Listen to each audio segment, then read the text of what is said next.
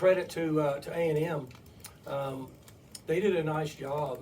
We knew that they had enough talent to be competitive in the game. We were aware of that. Is a little bit of a curveball for us when the quarterback went out and then going to the running quarterback. We hadn't worked on a running quarterback at all in the last 3.5 weeks. But our guys rallied and got a couple stops in the fourth quarter. They made some good plays on some throwbacks and such. But I was proud of our guys. Every game's a challenge. But they found a way to be competitive and win in the end.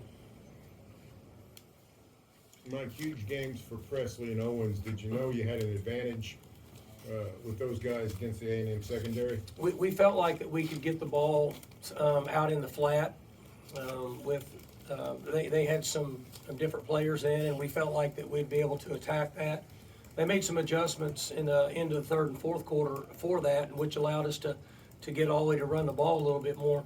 It was hard for Ollie to run the ball with the way they were playing, inserting an extra guy in the box pretty much the first half and vacating the flats. But obviously Brennan had a great game, and so did Rashad. Leon has 4 catches for 86, and nobody's talking about him. All those guys really had a good game. Well, talk about how Ollie was able to get 118 yards. It was a lot of between the tackles type of stuff. Yep. It wasn't easy yards, but just how he was able to amass those numbers even though they were doing what they were doing. Well, and it wasn't easy based on what they were doing.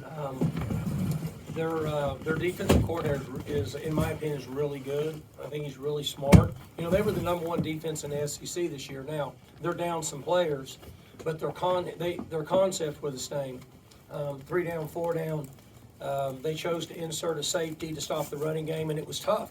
It was tough to run up through there, and so that's why we had to get the ball out on the perimeters, let these guys go up and make plays. We won the battle in the 50-50 throws today. And when that happens at wide out, you're generally going to have a good offensive day.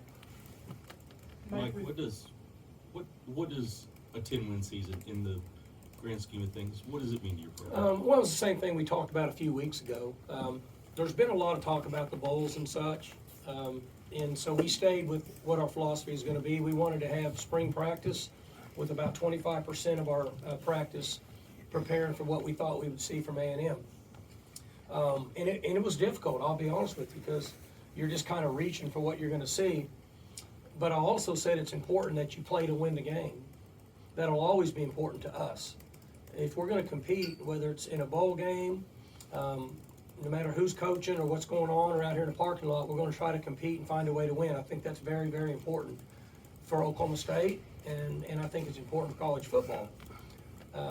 And somebody told me we went 8 times now with double-digit wins since I've been the head coach. I'm not sure if that's correct or not. Somebody just said it, but that's a big mark.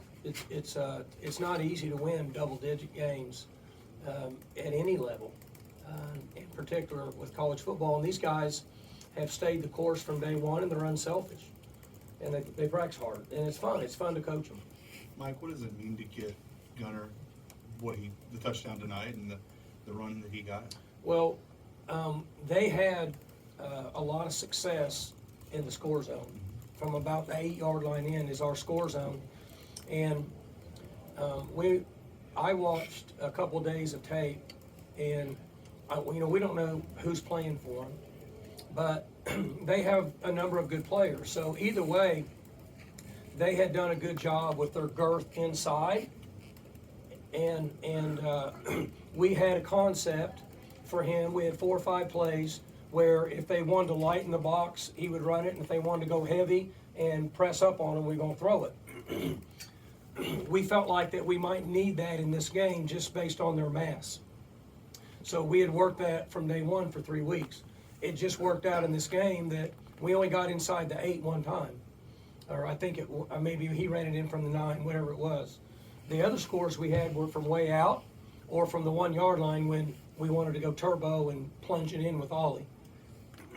But we had a package for him because we thought we might need the extra body with using Ollie as a blocker or whoever's at running back to give us that number to run the ball in. Mike, what would it mean to have Alan Bowman back next year with the way he kind of changed this season and played tonight?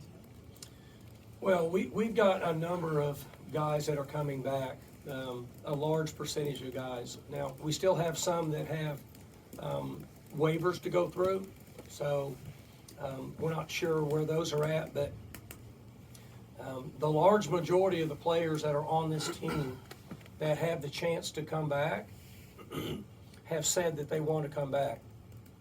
I think they like the chemistry of the team. They like competing with each other against whoever we're playing. And they feel like that we can make a really good run next year. And so the core leadership that we have can lead us through the winter. So my message to them, and I'll get to talk to them now because everybody's scattered, but when we get back in the middle of January, will be if they'll stay humble and they'll stay unselfish and continue to work, then they have a chance to be a really good team. And I think we have enough returning leaders to get that accomplished. Mike, following up on that, there's a lot of teams this time of year, like A&M, that is undergoing a lot of roster change, coaching changes, instability. Where do you feel like you guys are now, even compared to this time last year, with the stability that you've had, and like you said, a lot of guys wanting to come back next year? First off, we all know this, that there's instability and volatility in college football. It's day to day. And we as a coaching staff, and selfishly myself, just as I said, we like our core leadership and the values that these guys are bringing to the younger guys. So we have good young guys that are going to be developed, and then we have we might have 18 or 19 returning starters. I don't know. I'm just throwing that number out. So we're a stable organization, and these guys have to decide what they want to do. Now, selfishly, as a coach, you want everybody to stay the course and be back. But sometimes players have something that could be better for them in their future, and coaches have to respect that. We had some guys leave last year, and then we tried to replace guys that left with the same maturity and positions that guys that went out. And a number of those guys made a lot of plays for us this year.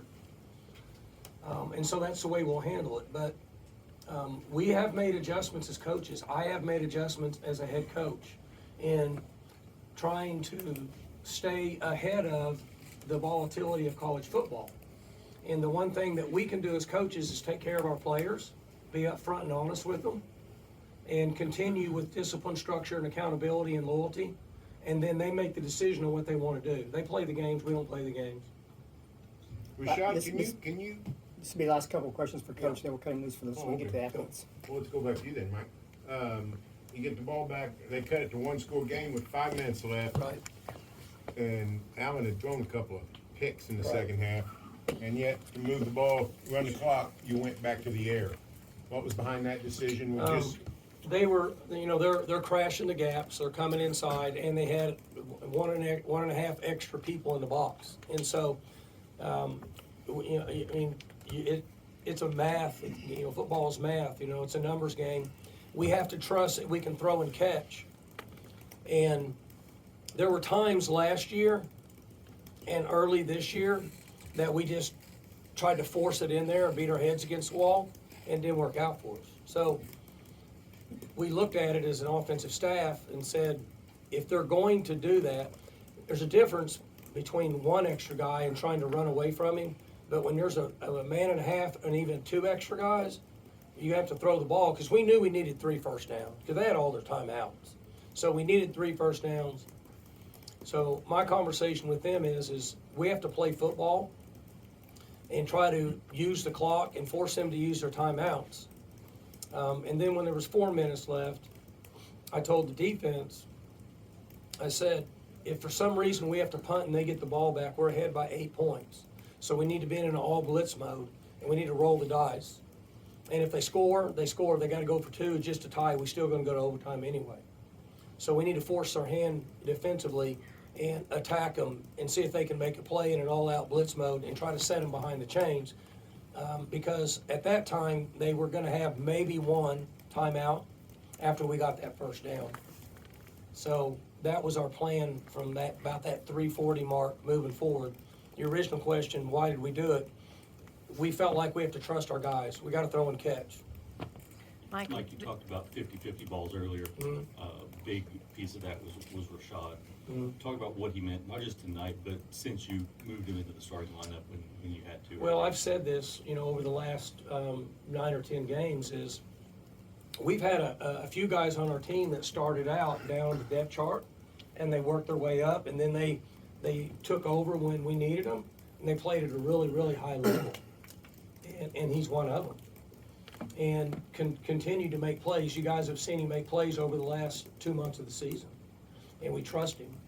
And he and Leon did a great job of going up and getting 50-50 balls in this game.